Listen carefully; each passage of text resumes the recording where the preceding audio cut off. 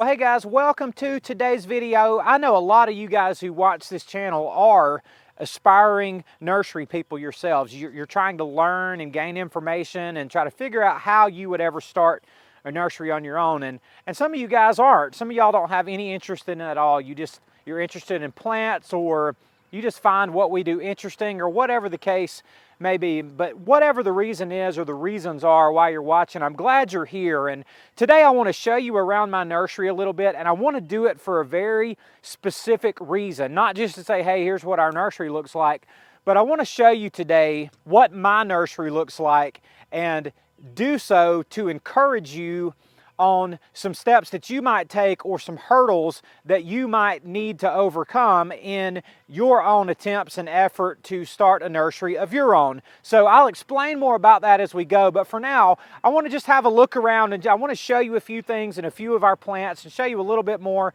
about what we do out here, and maybe this will be meaningful to you today in some way. So let's get to it.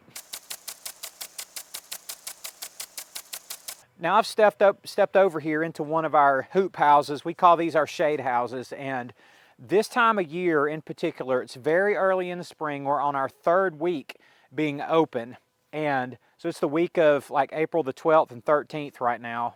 And predominantly what we have in this house right now is perennials. Now, when I say perennials, I'm talking about perennial flowers. It just means that they come back every year. And you know, these are the plants that people put in their yards and in their landscapes to make real splashes of color. So, you know, just from where I'm standing right here, there's quite a few plants that I can see in here. I don't know how many varieties are in here just in this house alone, but we've got two varieties of Veronica right over here, and we've got Creeping Jenny and Iris, and there's 4 or 5 varieties of dianthus in here. We've got purple loosestrife over here, a couple of different spireas, red hot pokers, clematis.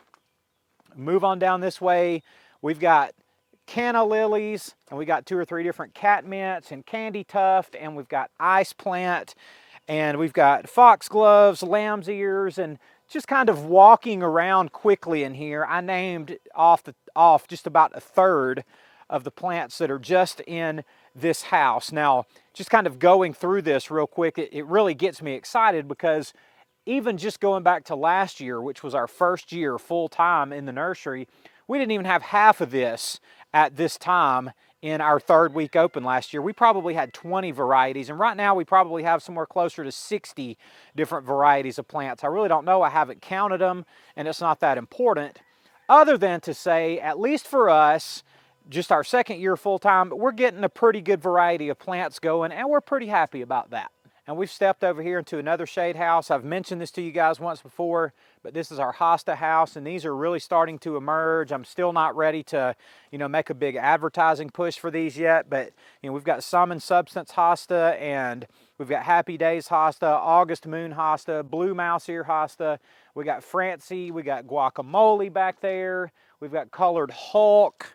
We've got Sting, June, Halcyon, 2 or 3 others scattered around. And you know I'm kind of a hosta freak, and part of it's because I love them, but part of them is because over the years of doing this, we realized how well they sell and how well people like them. So we've got a fair variety of hostas, different sizes, different shapes, different colors, nice varieties, and we're really happy about that. So A+ on the hostas as far as I'm concerned. And over in this house, just more perennials over here. I'm telling you guys, that's almost all we're doing right now this time of year is perennials. So we have some tick seed in here. There are 2 varieties of daisies. There's a couple of hundred of mouse-eared coreopsis over there. Over here on this wall, we've got probably 250 or so bee balm of 2 different varieties. We got a few more hostas back here, and right down the middle here we've got Rockin' Red dianthus, and almost all of the plants in here, maybe an exception or 2, but almost all of the plants in here are ones that we grew ourselves. We divided, propagated, however. Anyway, all we have in them are our work. We did not purchase the plants, I guess is a good way to say it. So there's some lavender down there, another tick seed variety down there. There's some yarrow plugs down there that we've recently potted up. But just all that to say, I'm just kind of giving you guys kind of a brief but pretty accurate tour of all of our perennials that we have right now. Now we've stepped over here outside of our shade houses. We built this new shade covering just yesterday, but this is where we have our annuals, and we're waiting on a delivery of annuals to kind of refill everything that we have here. And we mentioned this multiple times, but this is a new to us part of our nursery this year, and that is these beautiful annual flowers and, you know, some of the things that go with them, like vegetable plants and hanging baskets, those sorts of things that are new to us this year. Right now, we don't have a lot of this stuff. I mean, in all honesty, if somebody walked up right now and said, hey, I'm looking for annuals, I mean, I'd be a little bit embarrassed to show them this. We've sold out of so many different items, and they're really picked through. We've got a little bit of sun damage here on them, which is why we built the shade structure yesterday. But now we've got a good place to protect them while they're on display through the weeks and through the spring. So, you know, as we continue to add and replenish our annual stock each week, you know, this is a good part of our nursery that it's a good addition to our nursery this year. We're glad to have it. So, you know, so far so good on this edition. Now over here in this area, we have a few more perennials that we have grown ourselves that are almost ready to put out into our sales area. But this is also where we keep our emerald green arborvitas, our green giant arborvitas. There's just some general overflow stuff that we keep out here. We've got a lot of our hydrangeas out here, but a lot of that stuff is just not ready yet. It's just too early in the season. That stuff's just leafing out. But what I wanted to show you, the reason I'm doing this is to say that in some ways, you could look at our nursery and say that we've really got a lot of plants. We got a lot of variety, we got a lot of selection, we cover a lot of ground.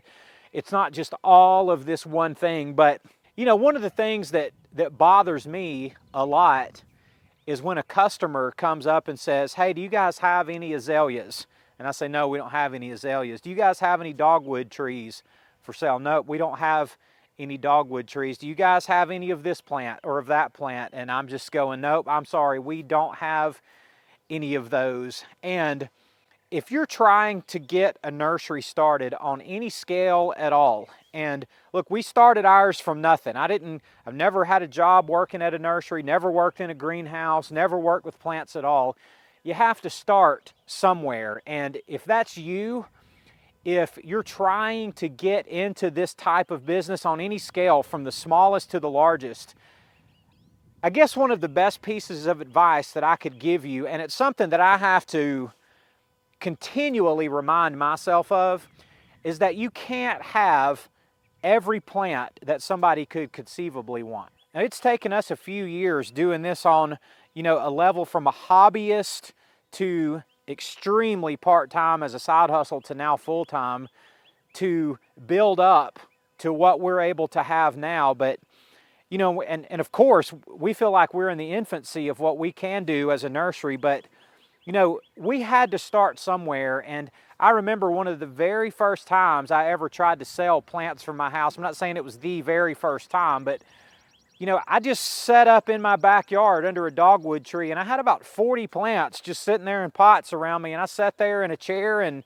made a Facebook post that said I was out there and had some plants for sale. And there was one person that came up in 2 hours, and I don't even remember what this lady bought, but she bought 4 or 5 plants and went on her way. And you know, I think I made like $30 or $40 in sales that day, whatever it was. But I'm just saying that to say that you can start out in the smallest of ways, and you don't have to have dozens or hundreds of varieties of perennials and hundreds of shrubs and every conceivable flower that somebody might want. And there's no way, virtually no way, that you're ever going to start a nursery from nothing and be able to satisfy everybody. You just can't do it. So what we have learned to focus on at our nursery, and we're learning more of it all the time, is what can we grow, what seems to do really well with our growing capabilities and knowledge, and what seems to sell well in our area. What plants do we seem to be able to grow really nice plants? You know, we ask ourselves some of those questions, and we go those directions. You know, you can't have every single kind of edible plant that somebody wants. There's every berry in the world and every fruit tree and nut tree in the world. And how are you going to have all of that with all the annuals and with all the perennials and all the screening trees? You just can't. And it has to be something where you can be okay telling people, I'm sorry, we don't have that, or I'm sorry, we don't carry that, or I'm sorry, we're not going to have that a month from now. My heart and my passion and my goal for my YouTube channel is to help the aspiring nursery person who's trying to get into this industry, to start his or her own business and find his or her own way in this industry, is to help you to get started with this. I can't answer every single question that you're ever going to have. I can't address every situation in everybody's growing zone and what plants are best. But what I can tell you, and I can tell you this with a lot of confidence, with a lot of certainty, and with quite a bit of experience behind me now, is that you just need to start with what you have. Start with what you know. Start with what's familiar to you, and it's going to help you a great deal. I get a lot of messages and emails from you guys, and I appreciate almost all of them. And one of my favorite ones that I've gotten lately, I got this week or maybe last week. And paraphrasing, it said, I'm 78 years old and I'm starting a very small nursery of my own to supplement my income and because I really love it. And I'm starting out in a 5x8 space. And I thought that's just a little bit bigger than a sheet of plywood. And I thought, here's somebody who understands that you can begin in the smallest of spaces, a patio, a balcony, a driveway, whatever you have, you can begin a nursery in a really small space. And the key to getting it going is to know that you don't have to be paralyzed by thinking, well, I can't get everything. Don't even worry about getting everything, just get something. And get you some plants that you can grow and get started and put them out there for sale, and people are going to come buy them from you. And I don't know if that's the single most important thing I could tell you about starting a nursery, but if there were a top 5 list of pieces of advice that I could give, that would be really high on the list. Is you can't do everything. Listen, you can have a store, you can have yourself a retail store without being Walmart. You don't have to have every single thing. In fact, don't even let yourself think that way. Understand that you can do what you can do and nobody can do it like you can. So I wanted to show you guys around my nursery today just to show you what I have. For some people watching, my nursery is painfully small, and you got nurseries that cover acres and acres of land, and you got employees, and there's virtually nothing that you don't have. And some of you guys have 8 plants and you're trying to figure out how to turn that into a valuable nursery. And all I'm here to do today is to tell you that you can do that starting with just 8 plants. Not because it's simple, but because doing this always works as far as just following the process of growing your own plants, offering them for sale. People are going to come buy them from you. So guys, I hope that's encouraging to you. It gets me fired up just talking about it because I know how I started mine, and I started mine exactly how I'm telling you that you can start yours. So I hope that's helpful to you today. Guys, thank y'all for watching. I love y'all, and I'll see you on the next one.